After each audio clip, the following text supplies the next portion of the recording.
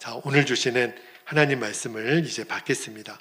오늘 우리에게 주시는 하나님 말씀은 로마서 15장 14절에서 33절까지 말씀을 우리가 함께 받도록 하겠습니다.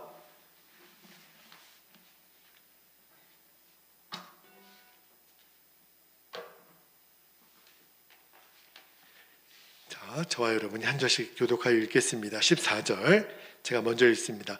내 형제들아, 너희가 스스로 선함이 가득하고 모든 지식이 쳐서 능히 서로 권하는 자임을 나도 확신하노라. 그러나 내가 너희로 다시 생각나게 하려고 하나님께서 내게 주신 은혜로 말미암아 더욱 담대히 대략 너희에게 썼노니, 이 은혜는 곧 나로 이방인을 위하여 그리스도 예수의 일꾼이 되어 하나님의 복음의 제사장 직분을 하게 하사 이방인을 제물로 드리는 것이 성령 안에서 거룩하게 되어 받으실 만하게 하려 하심이라.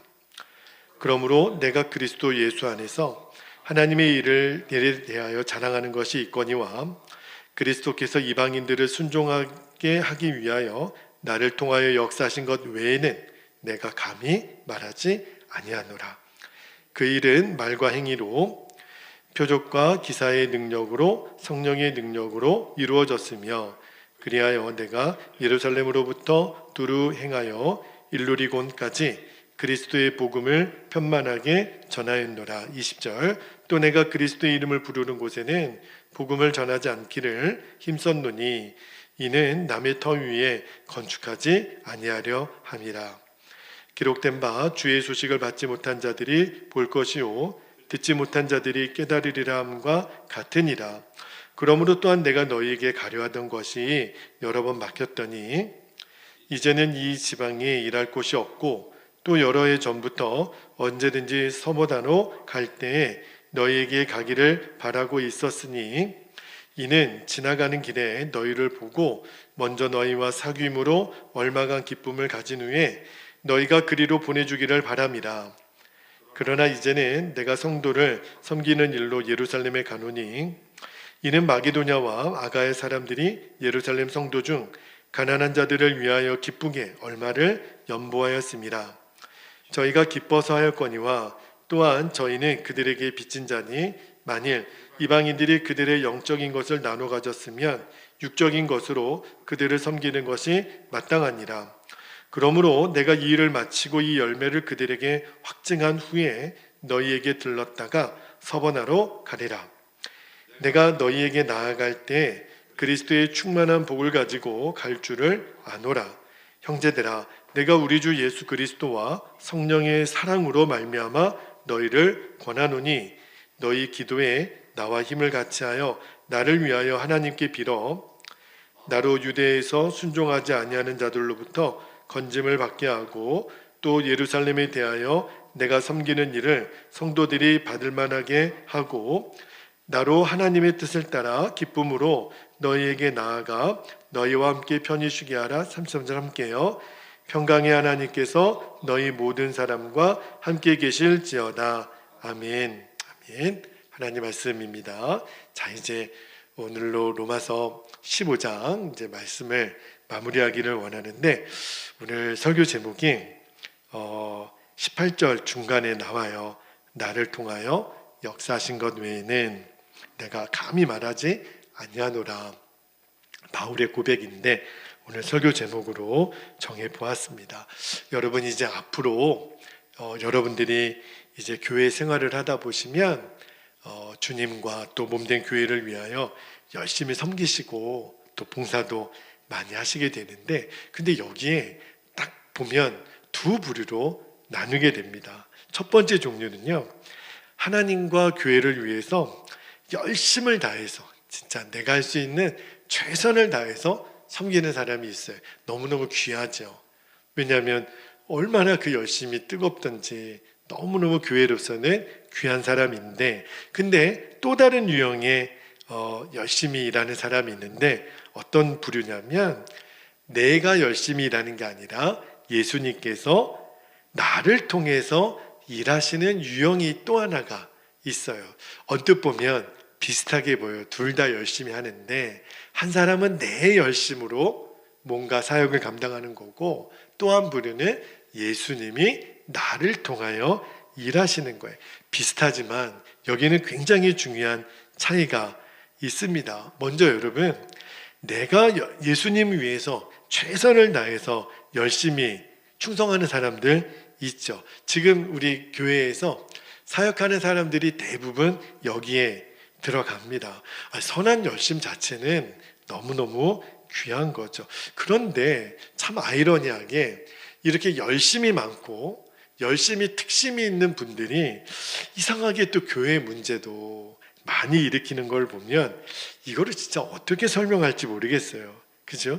주님을 위한 열심인데도 왜 이런 문제가 일어날까? 보통 열심이 없는 사람은요, 이게 문제를 일으키지도 않아요. 근데 왜 열심히 있는 사람이 이런 교회의 크고 작은 문제의 중심에 있을까? 이유는 뭐냐면 주님을 위하여 일을 해도 내 자아 중심으로 일하는 구조에 있기 때문에 무엇을 해도 늘 내가 중심이니까. 그러니까 이 열심은요, 많으면 많을수록, 크면 클수록 문제는 더 생겨요. 왜 그러냐면 더 내 자아가 드러나니까.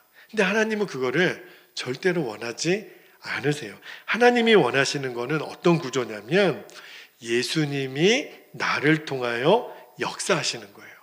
오늘 그 이야기를 여러분과 좀 나누고 싶습니다. 그러면 문제가 없어져요. 그죠? 내 열심, 내 자아가 아니라 예수님이 일을 하시는 거니까 오히려 예수님이 나를 통하여 일하시는 구조가 되면 오히려 우리의 믿음이 더 자랍니다. 그리고 다른 사람을 유익하게 만들어줘요. 그리고 성령님의 일하심에 눈이 뜨이고 이제 하나님 앞에 쓰임받는 일에 우리가 훈련되면 예수님이 더 우리를 통해서 역사하시는 거죠. 저는 이 두 번째 유형의 우리 교우들이 꼭 눈을 뜨게 되기를, 그렇죠? 우리가 직분을 받고 어떤 역할을 받았을 때 최선을 다하는 거 너무너무 감사하죠. 그런데 그거보다 또 다른 차원이 있어요. 이제는 예수님이 나를 통해서 일하시도록 나를 내어드리는 거예요. 오늘 바울이 좀 본문은 좀 길지만 한마디로 요약하면 그 이야기를 하는 거예요. 자, 오늘 말씀에 17절, 18절 말씀을 한번 볼게요. 17절, 18절에 보면 바울이 이렇게 말하잖아요. 그러므로 내가 그리스도 예수 안에서 하나님의 일에 대하여 자랑하는 것이 있거니와, 이거는 교만하게 말하는 게 아니에요. 18절의 그 자랑의 내용이 뭐냐면 그리스도께서 이방인들을 순종하기 위하여 나를 통하여 역사하신 것 외에는 내가 감히 말하지 아니하노라. 그러니까 나의 간증을 하는 것 같지만 그 핵심은 주님이 하신 일, 그죠? 나는 다만 통로이고 주님이 하신 일. 여러분, 이제 이 바울이 이 로마서 15장 17절 18절에 했던 말을 저도 예전에는 잘 이해를 못했어요. 아니, 그냥 내가 열심히 하는 거지, 뭘 예수님이 나를 통하여 그분의 일을 하시나. 주님의 일은 주님의 일대로, 나의 일은 나의 일대로 따로 있는 줄 알았어요. 그런데 그렇지가 않더라고요. 나의 일은 없어요.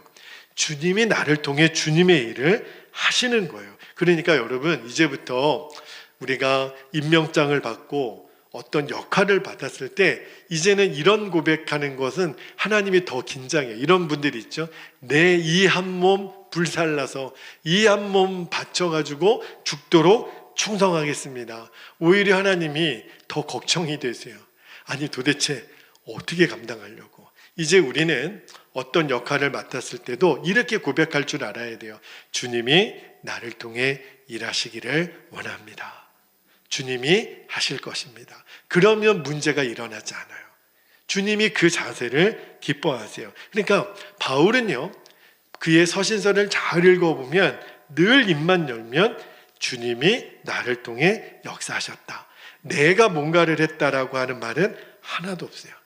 무슨 말 한마디, 무슨 행동을 하나 하더라도 바울은 자신의 생각으로 한 게 아무것도 없어요. 예수님이 다만 바울을 시켜서 예수님의 일을 하신 거예요. 그 고백을 하는 거예요. 근데 겉으로 보면 바울이 다 한 것 같잖아요. 그런데 바울 안에 생명이신 예수님이 모든 것을 이끌어 가셨다는 거예요. 제가 이 말씀을 준비하다가 너무너무 마음에 사모가 되는 거예요. 교회 목회를 하더라도, 성도들을 대할 때도, 말씀을 준비하고 말씀을 전할 때도 내가 뭔가를 하려고 하면은 더 안 돼요. 더 어려워요. 그러나 마음을 주님이 말씀하십시오. 나를 통하여 주님이 전하기를 원하시는 말씀을 하시고 주님이 원하시는 사역을 하게 해 주십시오. 여러분, 꼭 저와 여러분이 그렇게 되기를 축복합니다. 그래서 예수님이 바울을 귀하게 쓰신 거예요. 여러분, 제가 지금도 그렇지만 24년 전에 제가 일본에 이제 선교사로, 그때가 이제 제가 30살 때였거든요. 선교사로 나간다고 하니까 주변에 있는 사람들이, 저희 가족부터 다 제가 죽으러 가는 줄 아시더라고요. 선교사로 간다 그러니까 물어요. 어느 나라로? 일본으로 가려고 합니다. 왜 하필이면 일본이냐는 거예요. 그죠? 아, 일본이 뭐가 좋다고? 그렇게 잘 사는 사람에게 뭘 복음 전할 게 있다고? 그러면서 저를 너무 불쌍히 이렇게 보시더라고요. 그런데 여러분, 지금은요, 어느 나라 선교지를 간다 하면 뭐 어디 머물 장소는 어디며, 어떻게 먹고 살며, 또 선교비는 어떻게 충당하며, 이런 계획들을 다 가지고 가요, 요즘은요. 근데 여러분, 바울 당시에는요, 바울이 이방인 선교사를 자원해서 가잖아요. 무슨 계획이 있는 게 아니에요. 특히 당시에는 유대인과 이방인의 사이는요, 제가 지난번에도 말씀드렸지만 우리와 저 북한, 우리와 일본, 이거는 비교가 안 돼요. 유대인과 이 이방인 사이는요, 절대로 넘지 못하는 그런 간극이 있는, 근데 유대인인 바울이 이방인 선교를 간다, 이거는 있을 수가 없는 거예요. 다시 말하면 이 유대인 바울이 이방인의 전도자로 나간다, 이거는 사람의 생각이 아니에요. 사람으로서는 그렇게 생각이 나올 수가 없습니다. 철저히 이 일은 주님이 하신 거예요. 그래서 바울이 16절에 보면 이렇게 고백을 해요. 자, 16절 볼게요. 이 은혜는 곧 나로 이방인을 위하여 그리스도 예수의 일꾼이 되어 하나님의 복음의 제사장 직분을 하게 하사 이방인을 제물로 드리는 것이 성령 안에서 거룩하게 되어 받으실 만하게 하려 하심이라. 바울은 지금 저를 이방인 선교사로 세우신 분은 주님이십니다, 그 고백을 하면서, 사실은요, 바울은 선교지를 가면서 어떠한 안전 조치가 없었어요. 그가 무슨 재정을 가지고 간 것도 아니고 돕는 사람이 있는 것도 아니고, 그냥 마치 바울은요, 죽으러 가는 사람처럼 보였어요. 진짜 무모하기 짝이 없죠. 게다가 더 많은 것을 가져가도 부족한데 바울은 다 버리고 갔어요. 심지어는 자기에게 유익이 되는 것들을 다 배설물처럼 버렸다 그랬어요. 도대체 바울은 어떤 마음이었길래, 여러분, 우리가 선교지를 가더라도 조금이라도 선교비를 더 가지고 가고 싶은 게 인지상정이잖아요. 근데 바울은 그거 필요 없다는 거예요. 아니, 그냥 다 배설물처럼 여기겠다고. 완전히 바울은요, 지금 이방인들을 향해 전도자로 나아갈 때 이런 각오예요. 진짜 죽으러 가는, 그죠? 이 무슨 뜻이냐면, 그렇다고 이 바울은 대책이 없네, 이러다가 이거 선교 전략도 없고 굶어 죽으려고, 그런 차원이 아니라 지금 나를 정말 대책도 없이 이방인 선교로 끌고 가시는 그 주님이 내가 어떻게 전도해야 될지, 어디 가서 먹고 자야 될지를 주님이 계획하고 주님이 진행할 일이라는 것을 믿는다는 거예요. 바울 스스로가 내가 어디로 갈지, 어떤 사람을 만날지, 뭘 먹을지 아무것도 계획한 것이 없어요. 여러분, 이게 어떻게 가능한 거죠? 이게 바울 안에 어떤 믿음의 확신이 있었냐면, 예수님이 내 안에 생명이시니까, 그렇죠? 내 안에 생명이신 예수님이 계속 이끌어 가시는 거예요. 그게 아니면 바울이 이방인들을 위하여 사도로 이게 나아간다라는 건 있을 수가 없는 일인 거예요. 그러니까 이거는 뭘 말하냐면 전적으로 주님이 하셨다는 거예요. 여러분, 우리가 수요일에는 로마서, 새벽에는 우리가 사도행전을 올 한 해 쭉 읽어오고 있는데, 유대인이 이방인을 위하여 복음을 전한다. 이거는 있을 수가 없는 거예요. 근데 사도 바울이 이방인의 사도가 되죠. 이게 주님이 하신 일이에요. 근데 바울 사도 안에 있었던 딱 하나의 진리의 고백이 뭐냐면, 나는 유대인이고 어렵지만 이방인으로 간다. 이 생각은 어떻게 바울이 갖게 됐냐면, 나는 이미 예수님과 함께 십자가에서 죽었고 예수님이 내 생명이 되셨으니까, 그것만 바울은 결론 삼은 거예요. 어디를 가든지 그게 중요하지 않았어요. 그죠? 바울이 이방인의 사도로 임명받았다고 해가지고, 주님 알겠습니다, 제가 한번 열심히 한번 좀 복음을 전해보겠습니다, 그러지도 않았어요. 그냥 바울은 주님이 지금 일어나, 그러면 일어나고, 여기서 자, 그러면 자고, 이리로 가라, 저리로 가고. 그죠?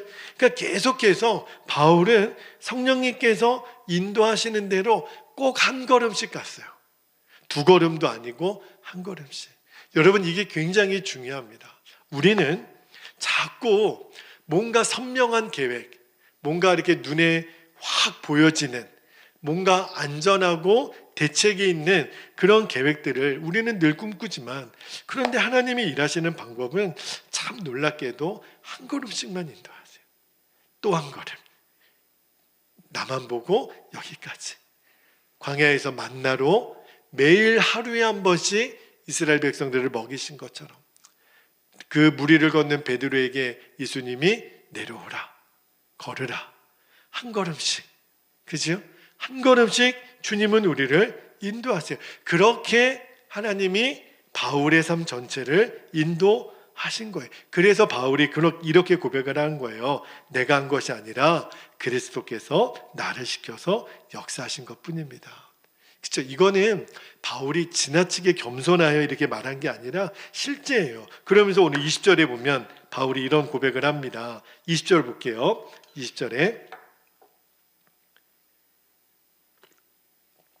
또 내가 그리스도의 이름을 부르는 곳에는 복음을 전하지 않기를 힘썼노니 이는 남의 터 위에 건축하지 아니하려 함이라.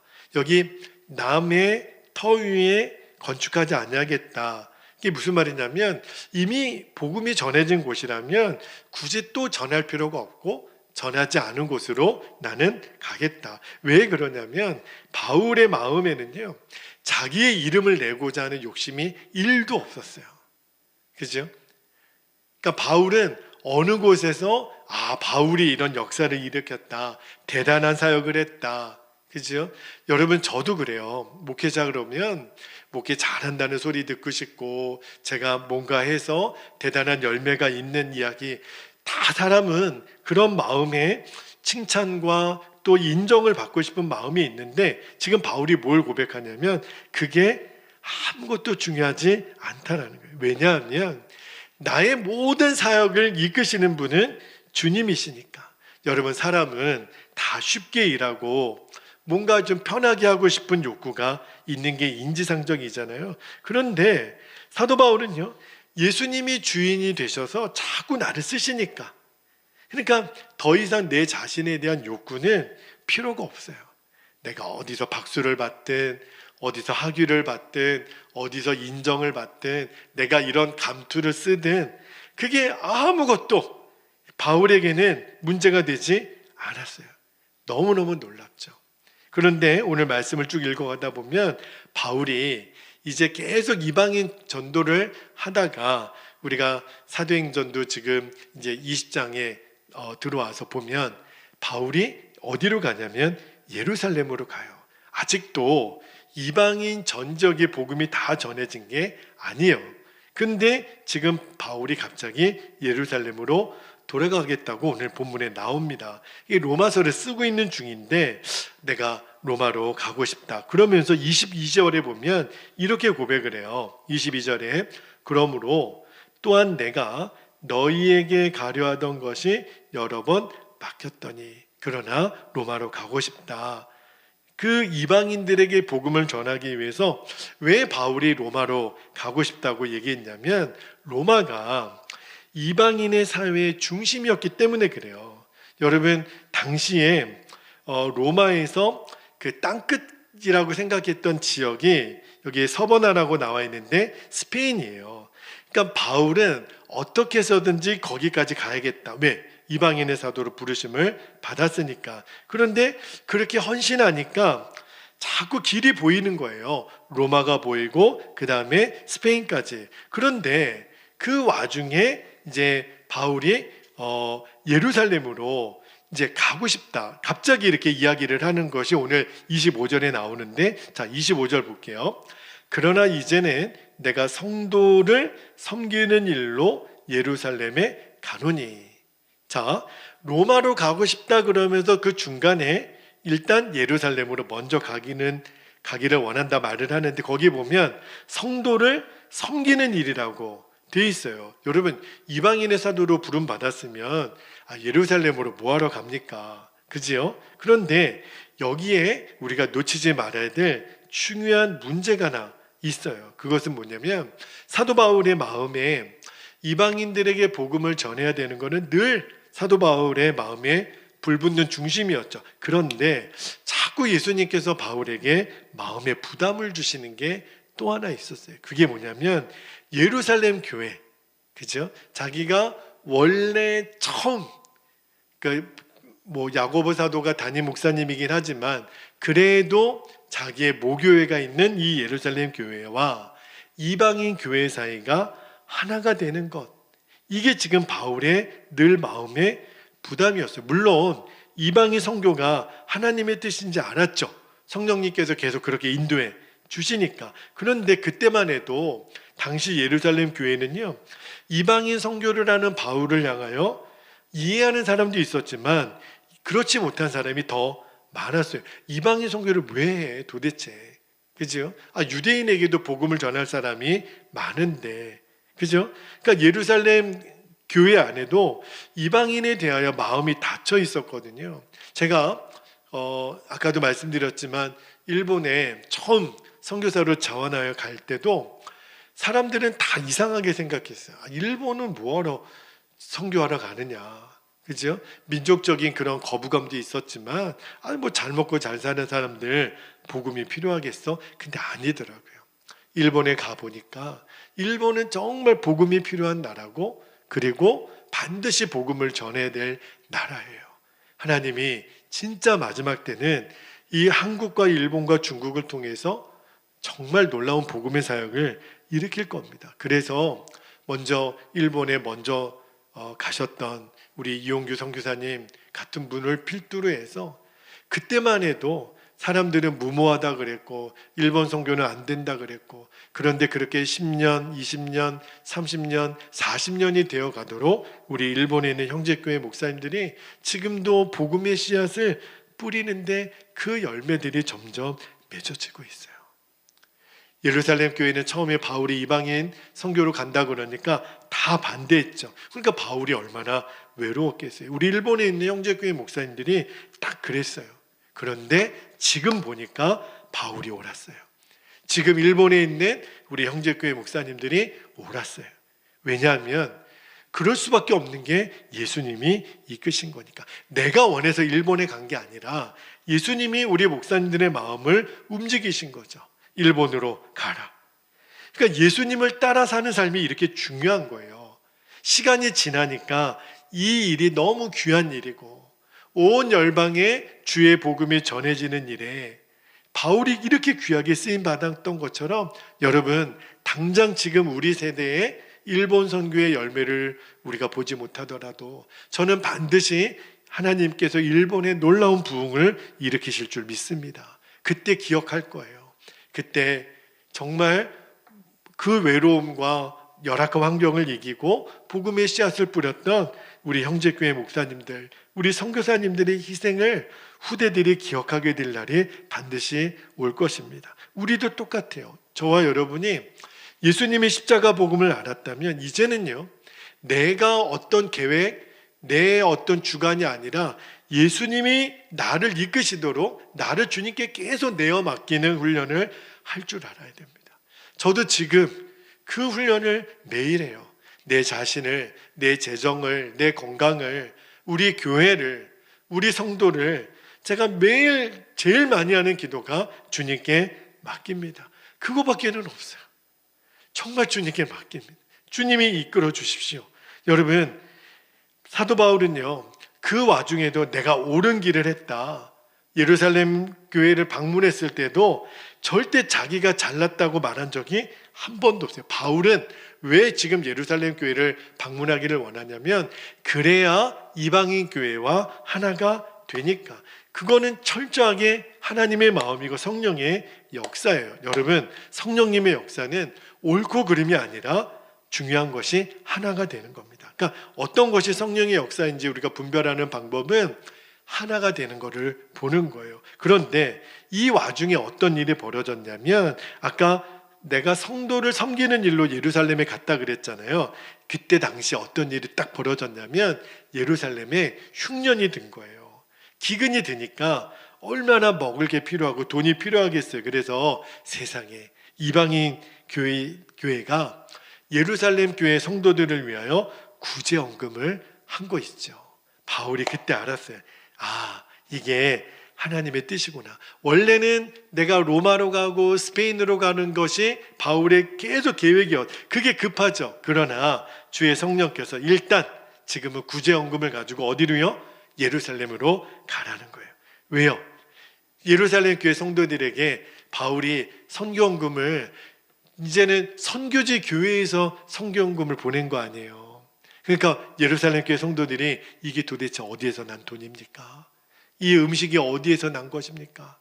모르셨나요?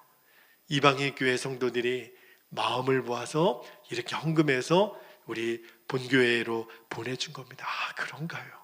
우리가 그렇게 무시했고 우리가 그렇게 필요 없다고 여겼던 그 사람들이 우리에게 이런 사랑을 주시는 건가요? 그러면서 바울이 옳았구나.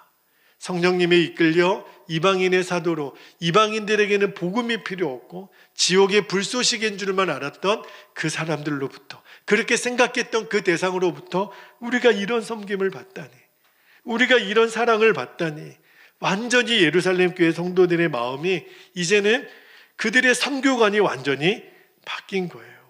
여러분, 이건 정말 주님이 하신 거죠. 인간적인 마음으로 예루살렘에 가면 늘 바울은 유대인들에게 좋은 소리 듣지 못했어요. 맨날 욕먹고 두들겨 맞고, 가봐야 좋은 소리 못 듣는 곳에 뭐하러 갑니까? 근데 주님이 이끄시는 거예요. 예루살렘으로 가라. 그 가는 길에 기가 막히게 구제헌금을 가지고 예루살렘으로 가게 하잖아요. 그러니까 바울도 예루살렘으로 가면서 얼마나 마음이 어려웠는지, 자 29절 30절 보세요. 나를 위해 기도해 달라는 거예요. 내가 너희에게 나아갈 때 그리스도의 충만한 복을 가지고 갈 줄을 아노라. 30절에 형제들아, 내가 우리 주 예수 그리스도와 성령의 사랑으로 말미암아 너희를 권하노니 너희 기도에 나와 힘을 같이하여 나를 위하여 하나님께 빌어. 그랬는데 지금 바울도 예루살렘으로 가면서 마음이 편치 않았다는 거예요. 그러니까 여러분, 바울도 마음은 좋지 않았어요. 근데 왜 가요? 주님이 가라 하시니까. 이유는 모르겠지만 주님이 가라 하시니까, 자꾸 그 부담을 주시니까. 제가 지금 이 구제헌금을 들고 예루살렘으로 가는 이 바울의 모습을 보면서 이게 주님의 역사구나. 뭔가 주님이 부담을 주시는 것을 제가 민감하게 캐치하는 것, 자꾸 이 마음을 주실 때, 그죠? 어떤 일이든 주님이 왜 이런 부담을 주실까? 이런 마음의 갈망을 주실까? 그때 내 계획, 내 어떤 그 주관을 내려놓고 주님의 계획을 먼저 떠올릴 줄 아는 바울이 너무너무 제게 도전이 되는 거예요. 그러고 보니까 바울의 삶 전체는요, 한 번도 자기 마음대로 살지 않았어요. 내 계획, 내가 하고 싶은 대로가 아니라 언제나 주님이 이끄시는 대로. 어떤 때는 내 계획과 주님의 이끄심이 다를 때는 어떻게 하죠? 그때 내 계획을 내려놓는 거. 철저하게 주님께 복종했던 사람이 바울이에요. 그 이야기를 오늘 이 로마서 15장에서 하는 거예요. 여러분, 그대로 이 말씀은 저와 여러분에게 향한 주님의 도전입니다. 여러분, 정말 예수님의 십자가 복음을 교리로만 이해해서는 안 돼요. 정말 우리는 예수님과 함께 십자가에서 죽었다. 그리고 이제는 예수님이 내 생명이시다. 예수님이 내 주인이시다. 진짜 이 삶을 살아보자는 거예요. 여러분, 우리도 우리의 인생길을 주님께 인도해 달라고 기도하잖아요. 그게 정말 복 있는 기도예요. 근데 꼭 이 기도를 드려보세요. 주님, 저는 죽었습니다. 예수님, 내 생명이십니다. 주님이 내 길을 인도해 주십시오. 우리가 공부하는 것도, 학교 진학을 하는 것도, 직장을 정하는 것도, 진로도, 저 같은 경우 목회도 철저하게 주님의 인도하심을 구할 수 있는 저와 여러분 되기를 축복합니다. 우리가 알지 못하는 하나님의 기가 막힌 계획이 있어요. 우리가 그거를 볼 줄 알아야 돼요. 하나님, 저의 영안을 열어 하나님의 계획하심을 보게 하옵소서. 하나님이 왜 우리를 그렇게 하시는지를 알아야 됩니다. 여러분, 우리 마음대로 우리가 뭐든지 결정하고 어디로 가고 움직이는 것이 우리에게 얼마나 안 좋은가를 하나님이 아시기 때문에 그래요. 여러분, 내가 원하는 대로 되어지고 내가 원하는 대로 먹고 내가 원하는 대로 가는 것이 좋을 것 같지만 아니에요. 내가 머물라고 있으면 머무는 거고, 가라 하면 가는 거고, 그죠? 내가 원하는 대로만 하려고 하는 사람에게는 하나님이 아무 역사를 못 하세요. 그래서 여러분, 하나님은 어떤 때는 내가 꼭 하고 싶은 일을 막으시고 하기 싫은 일은 또 하게 하시고 거꾸로 응답하실 때가 있어요. 왜 그러냐면 주님이 물으시는 거예요. 그래도 내가 너의 주인이냐? 그래도 내가 너의 생명이냐? 우리의 입에서 맞습니다, 주님. 내가 원하는 대로 되지 않아도 주님은 여전히 나의 주님이십니다. 이 고백을 받기를 원하시는 거예요. 주님이 하셨습니다. 그죠? 이게 바로 복음으로 사는 자예요. 겉으로 보기에는 십자가 고난의 길을 걷는 것 같지만 실제로는요, 이게 진짜 복이고 지혜인 거예요. 여러분, 이제 올 한 해가 이제 곧 마무리가 됩니다. 우리가 이 시간을, 흘러가는 시간을 어떻게 막겠어요? 이제 달력이 마지막 장이고, 이제 여러분, 이제 3주만 지나면 저와 여러분의 나이가 한 살 더 먹을 거예요. 그죠? 여러분, 우리가 한 살이라도 더 먹기 전에 저는 이 일에 대하여 저와 여러분이 더 깊이 훈련되어지기를 원하는 것은 지금 내 삶의 자리에서 정말 믿음으로 순종해 보는 거예요. 성령님의 인도하심이 도대체 뭘까? 자꾸 주님의 인도함을 받는 훈련을 받는 겁니다. 때로는 담대함이 필요해요. 이렇게 하면 내가 힘들 것 같은데, 근데 그때 과감하게 한번 도전해보고, 주님이 떠나라 하면 떠나보고, 주님이 아니야 라고 하면 멈추고, 그지요? 여러분, 이 일에 여러분이 정말 확신이 있어야 주님이 우리를 쓰세요. 주님이 우리 베델교회를 쓰시고 우리 베델교회 성도들을 쓰십니다. 저는 이제 하나님의 때가 임박했다고 정말 믿어요. 하나님이 그동안 계속해서 십자가 복음의 진리를 우리로 하여금 듣게 하시고 선포하게 하시면서 이제 그 증거를 볼 때가 되었다라는 마음을 주세요. 그러려면 저와 여러분이 이제 결단을 해야 됩니다. 주님, 절대로 내가 원하는 대로 하지 않겠습니다. 주님 가라 하면 이제 무리를 걸었던 베드로처럼 진짜 믿음의 걸음을 내디뎌 보는 거예요. 홍해 앞에 지팡이를 들었던 모세처럼 여호수아와 그의 백성들이 여리고 앞에서 믿음으로 매일 한 바퀴씩 돌고 마지막에 외쳤던 것처럼 여러분, 이제 진짜 하나님의 역사를 우리가 보아야 되잖아요. 이왕 예수님 믿은 거, 그죠? 나를 통하여 주님의 역사하심이 어떤 것인지를 이제 저와 여러분들이 무수히 보고 무수히 간증하게 되는 은혜와 역사가 있기를 축복합니다. 이제 우리 함께 기도하겠습니다. 오늘 말씀을 붙잡고 두 가지 기도 제목을 나누고 우리가 기도하겠는데요. 자, 첫 번째는요, 사도 바울처럼 예수님이 나를 통하여 역사하셨다, 이거를 고백할 수 있는 인생 되었으면 좋겠어요. 내가 원하는 대로 뭔가를 한 게 아니라 주님이 나를 통하여 역사하셨다, 고백할 수 있는 인생 되게 하옵소서. 두 번째는 이제 저와 여러분의 남은 인생이 내 마음대로가 아니라 주님 마음대로 쓰여지는 인생이 되기를. 그죠? 내가 원하는 대로, 그게 최악인 거예요. 주님이 원하는 대로. 주님, 내가 쓰임받게 하소서. 주님, 나를 사용하여 주시고 우리 교회와 우리 성도들을 사용하여 주시옵소서. 오늘 허락하신 말씀과 기도의 제목을 붙잡고 우리 주님의 이름을 간절히 부르고 통성으로 기도하겠습니다. 주여